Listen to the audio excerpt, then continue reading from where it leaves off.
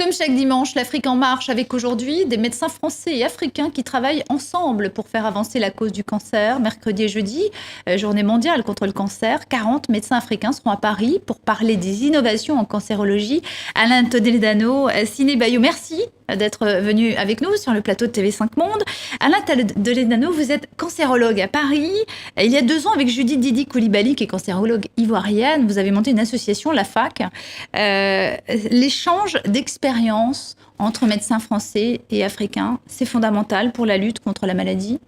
C'est fondamental. Aujourd'hui, les médecins travaillent ensemble. Nous avons opté pour le caractère associatif, promouvoir la lutte contre le cancer en se rassemblant. Médecins cancérologues, africains, français, on a travaillé ensemble, on a étudié ensemble. Et nos programmes visent aussi la recherche et bien entendu l'enseignement, que ce soit des médecins mais également des professions paramédicales. Alors, Siné Bayou, vous êtes professeur en cancérologie au Mali. Vous êtes à Paris pour le 2e symposium de la FAC. Le thème de cette réunion, c'est l'innovation. Alors, quand on pense innovation, on pense toujours nouveaux moyens techniques, nouvelles machines. Mais en fait, c'est pas tout à fait comme ça qu'il faut l'entendre. L'innovation, c'est aussi, par exemple, des choses comme la concertation interdisciplinaire. Oui, tout à fait. Vous avez raison.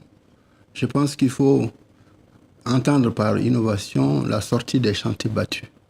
Il faut chercher à résoudre les problèmes autrement. Tout ce que nous avons fait jusqu'à présent, ça fait avancer, mais il faut accélérer. Et cette accélération suppose que nous trouvions d'autres solutions. Et c'est ça l'innovation.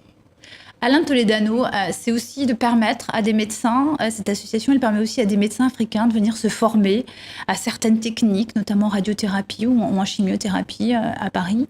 On sait qu'il manque de plateaux techniques sur le continent africain, de radiothérapie notamment. Il est très important, bien entendu, de faire avancer cette cause avec les gouvernements et les autorités. Mais il faut aussi former les médecins pour que les patients aient les mêmes garanties de sécurité et de qualité. Alors, il y a de plus en plus de cas de cancer en Afrique. Comment faire avancer cette question ? Comment faire en sorte que ce ne soit plus un sujet qui fasse peur, un sujet tabou, sur le continent notamment ? Alors on estime aujourd'hui qu'il y a environ 14 millions de nouveaux cancers par an dans le monde et 8 millions de patients décèdent chaque année du cancer. Mais il faut rester optimiste parce qu'on arrive de plus en plus à être curatif, à guérir les patients. À soigner. À soigner. Malheureusement, 70% des diagnostics de cancer vont être effectués dans les pays en voie de développement où seulement 5% des ressources sont allouées. Et on a un vrai travail à faire de diffusion de cette connaissance, cette innovation qu'on échange. Et il y a un formidable terreau de professeurs, d'enseignants en Afrique, des cancérologues de très haut niveau qui ont besoin d'être soutenus et qui ont besoin d'avoir accès à certains progrès innovation. Oui, parce que plus un cancer est diagnostiqué tôt, plus il est facile à soigner, en fait. Et moins il faut de moyens pour le soigner, en fait. Oui, aujourd'hui, quand on diagnostique, par exemple, un cancer du sein à un stade précoce, on a plus de 90% des patientes qui vont être guéries et en vie à 5 ans et guéries complètement même.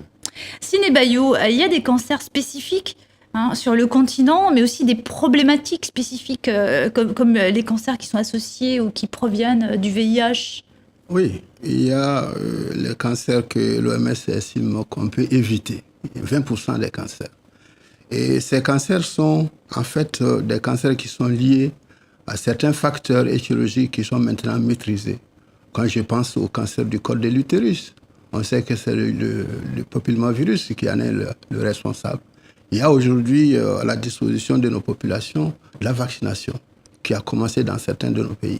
Et je pense que dans une dizaine d'années, on doit pouvoir résoudre en partie cette question.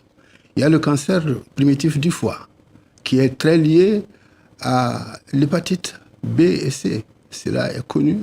Et donc, il s'agit aujourd'hui de faire une politique de vaccination préventive pour que plus tard, ces cancers puissent régresser de façon significative. Et c'est ce qui est en cours. Alors donc, ces cancers sont des cancers dont l'étiologie est connue et donc pour lesquels la lutte est relativement facile, puisque la prévention permet d'éviter en partie ces cancers-là. Alain Toledano, il y a aussi des cancers qui sont spécifiques à l'Afrique et c'est pour ça aussi que cet échange d'informations et cet échange de travail et de collaboration est important entre médecins africains et français. Nos collègues cancérologues africains nous apprennent énormément sur la carcinogénèse, sur l'histoire naturelle des maladies, puisque comme Siné vient de le dire, il y a 25% des infections chroniques qui engendrent ces cancers-là, et notamment le cancer et le VIH. Et on apprend de l'immunité, des déficits de l'immunité, la façon de traiter les cancers.